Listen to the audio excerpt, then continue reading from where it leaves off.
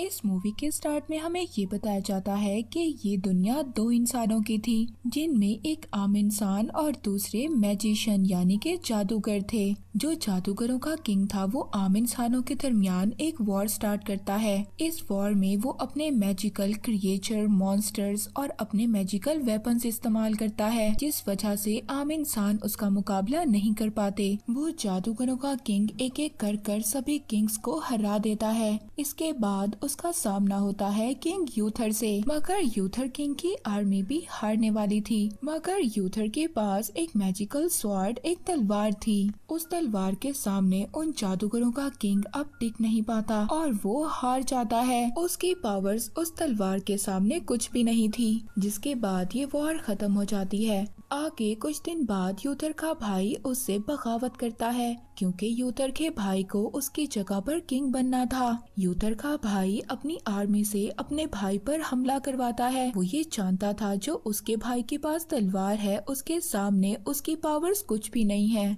और जिसके बाद किंग यूथर का भाई अपनी वाइफ को सेक्रीफाइस कर देता है, एक डीमन में बदल जाता है। मगर इन सब बातों का किंग यूथर को पता चल गया था। मगर जैसे ही किंग यूथर अपनी वाइफ और अपने बेटे को लेकर जा रहे थे, तभी वहाँ पर नाइट डीमन आ जाता है। नाइट डीमन किंग यूथर की वाइफ क्वीन को मार देता है, मगर किंग यूथर अपने बेटे को एक बोट में बिठाकर दूर छोड़ देते हैं और खुद डीमन नाइट से फाइट करने लगते हैं। इसके बाद ये सीन यहीं पर खत्म हो जाता है। अब यहाँ पर हमें ये लगता है कि किंग यूथर मर चुके हैं। इसके बाद हम किंग यूथर के बेटे को देखते हैं, जो बोट में बैठकर लंदन सिटी में आ गया था। वहाँ पर कुछ लेडीज उसको अडॉप्ट कर लेती हैं और ऑर्फन हाउस में ले जाती हैं। दूसरी तरफ जो किंग यूथर का भाई था वो किंग बन चुका था और अब वो टावर भी बनना शुरू हो गया था, जहाँ से उन जादूगरों के किंग को पावर मिला करती थी। किंग यूथर का भाई भी ये पावर हासिल करना चाहता था, इस वजह से वो टावर को दोबारा से बनवा रहा था। किंग यूथर का भाई मैजिशियन कोई जादूगर नहीं था,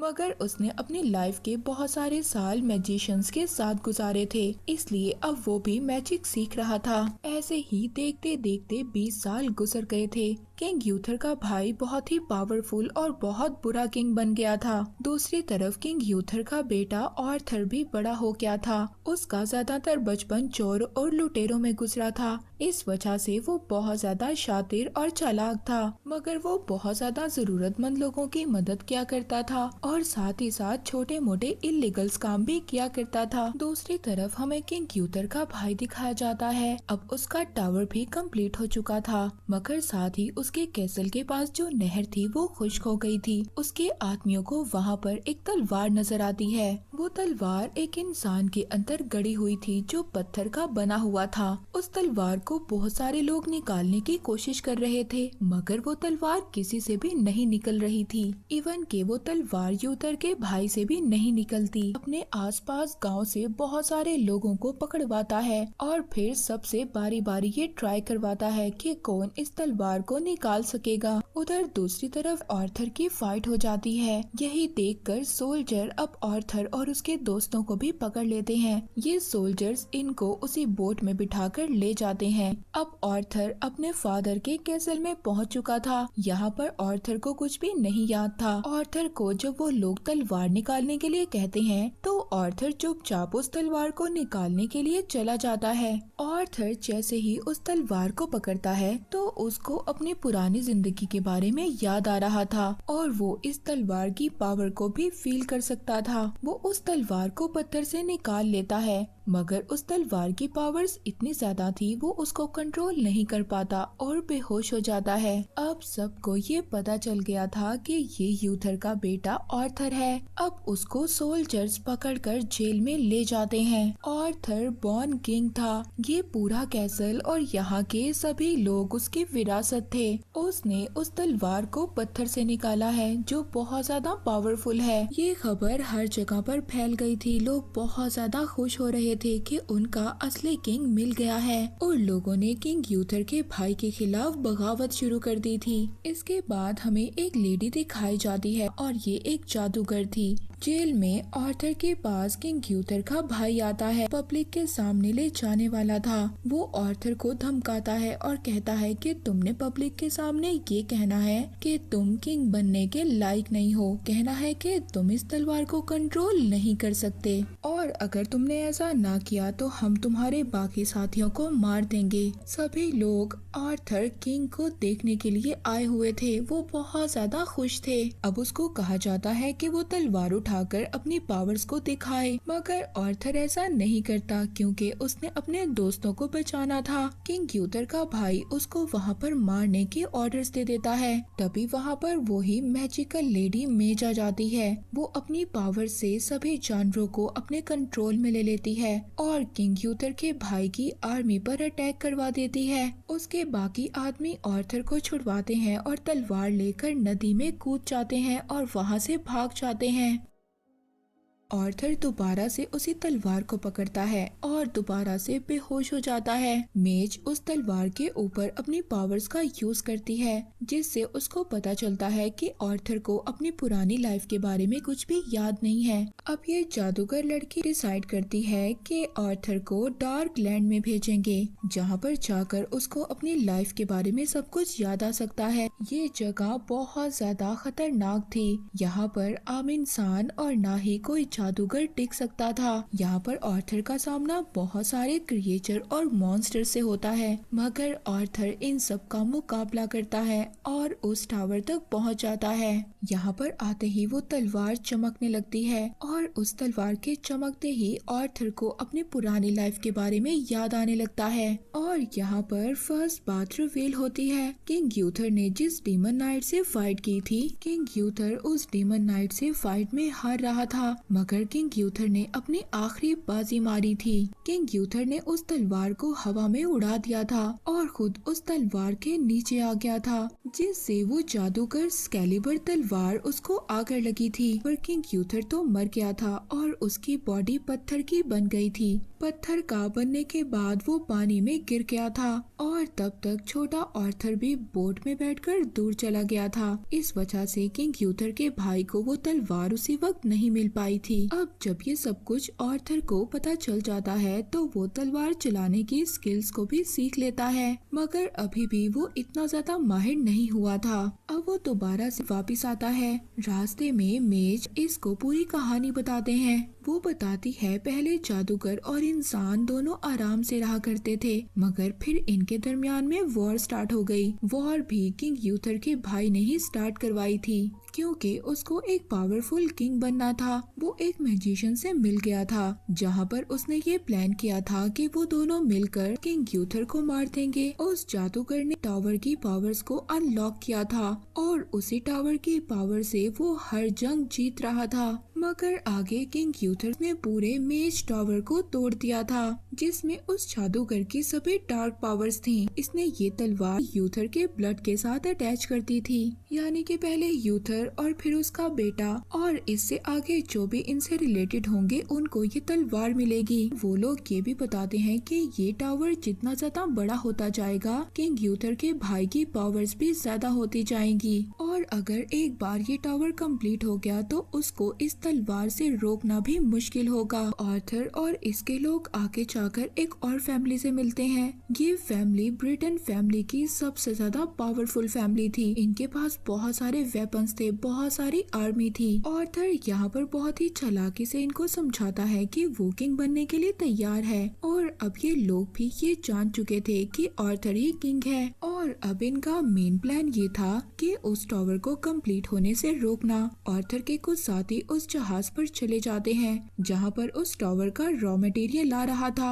ये उस जहाज को पूरी तरह से डिस्ट्रॉय कर देते हैं और रास्ता वहाँ पर ब्लॉक कर देते हैं। इसके बाद सिटी में जाकर किंग यूथर के भाई के कैसल को भी आग लगा देते हैं। आर्थर अब यहीं पर अपने फादर के भाई को मारने का प्लान करता है, मगर ये तो आर्थर के लिए सिर्फ एक ट्रैप था, क्योंकि किंग यूथर के भाई को पहले ही पता चल चुका था कि आर्थर और उसके लोग उसको मारने वाले हैं, इसीलिए उसने अपने जैसा ही मिलता जुलता इंसान इस शिप में भेजा था। अब वो जो आर्थर के साथ आदमी तीर चलाने वाला था, आर्थर उसको रोकता है, मगर उस आदमी ने तीर को चला दिया था। जो किंग ग्यूथर के भाई का स्पेशल कमांडर था वो मर गया था। अब इस वजह से हर जगह पर भगदड़ मच जाती है। सब लोग इधर उधर भाग रहे थे, गार्ड्स उसका पीछा कर रहे थे, वो गार्ड्स मेज को भी मार रहे थे। आर्थर ये सब देखता है और उस तलवार को उठाता है, सबको एक ही झटके में मार देता है।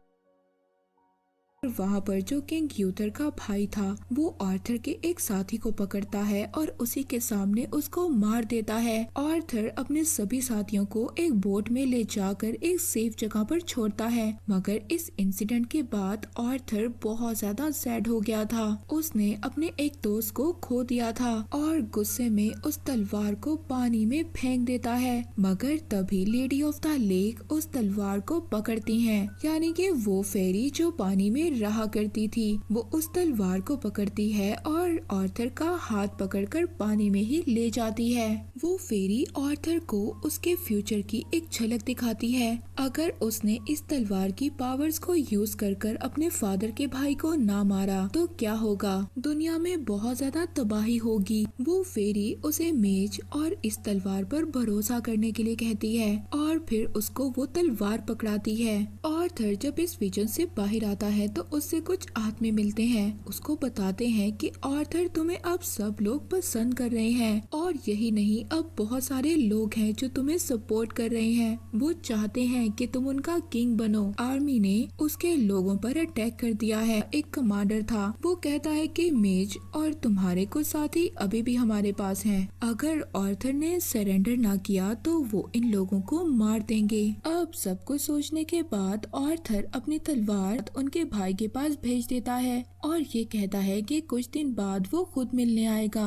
और अब किंग ग्यूथर का भाई ये समझ रहा था कि आर्थर के पास तलवार नहीं है, तो इस वजह से वो कोई भी उसका नुकसान नहीं कर सकता। वो मेज को छोड़ देता है। वो आर्थर पर एक प्रोटेक्टिव मैजिक करती है। आर्थर अब आगे अपने फादर के भाई से मिलने जाता है और फाइनली अब वो अपने फादर के केसल में आ गया था। अब यहाँ पर जो किंग ग्यूथर का भाई था वो आर्थर को उसी की तलवार से मारने वाला था, मगर यहाँ पर मेज का एक प्लान था। उसने सभी सांपों और चीलों को अपने मैजिक से कंट्रोल कर लिया था। वो एक सांप को किंग ग्यूथर के भाई के पास भेज देती है और वो एक सांप किंग ग्यूथर के भाई पर अटैक कर देता है। किंग ग्यूथर का भाई अपने आप को बचाने के लिए वो तलवार सांप को मार देता है और वो तलवार अब एक पिलर में फंस जाती है। इस तलवार को अब आर्थर ही निकाल सकता था।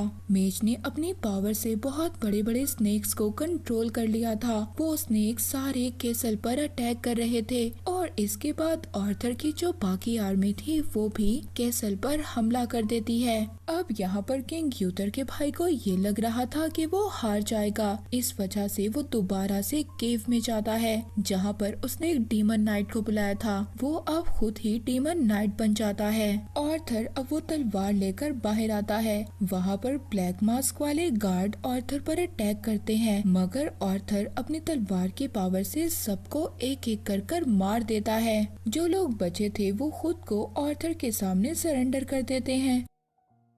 यहाँ पर जो उसके फादर का भाई था जो डिमोनिक बन चुका था वो बहुत ज्यादा पावरफुल था और वो आर्थर पर भारी पड़ रहा था। और यहाँ पर जैसे उसने किंग ग्यूथर को मारा था वो इसी तरह सेम आर्थर पर भी अटैक कर रहा था। अब बेहोश हो गया था। वो डीमन नाइट आर्थर को सेम लाइन बोलता है जो उसने अपने भाई किंग ग्यूथर को बोली थी, maybe the swords belong to me. ये बात सुनकर अब आर्थर को अपने फादर यानी किंग ग्यूथर और उनके भाई की फाइट याद आती है। ये विजन देखकर आर्थर को बहुत ज्यादा गुस्सा आता है और अब आर्थर को ये बात पता चल गई थी कि अगर उसने इस तलवार का इस्तेमाल करना है तो उसको आराम से काम करना होगा, यानी कि उसको अपने गुस्से को कंट्रोल करना होगा। और अब वो ये विजन देखने के बाद इस सभी चीजों को समझ चुका था। उसने अपना गुस्सा कंट्रोल कर लिया था और अब वो इस तलवार को बहुत अच्छे तरीके से इस्तेमाल कर रहा था। उसकी तलवार शाइन होने लगती है। दोबारा से आर्थर की यहाँ पर फाइट होती है और बार बार अटैक कर रहा था। उसका वेपन टूट गया था। तलवार लगने से किंग यूथर का भाई नॉर्मल इंसानी फॉर्म में आता है और वहीं पर मर जाता है। आर्थर ने इस तलवार की पावर से टावर को भी तोड़ दिया था। सब कुछ बिल्कुल नॉर्मल हो गया था। आर्थर को किंग बना दिया गया था। वो दूर से अपनी तलवार सबको दिखाता है। सब लोग बहुत ज्यादा खुश हो गए थे। दूसरी तरफ दूर से मेज ये सब कुछ देख रही थी। उसका काम कंप्लीट हो गया था। उस तलवार तक उसने उसके असली हकदार को पहुंचा दिया था। मूवी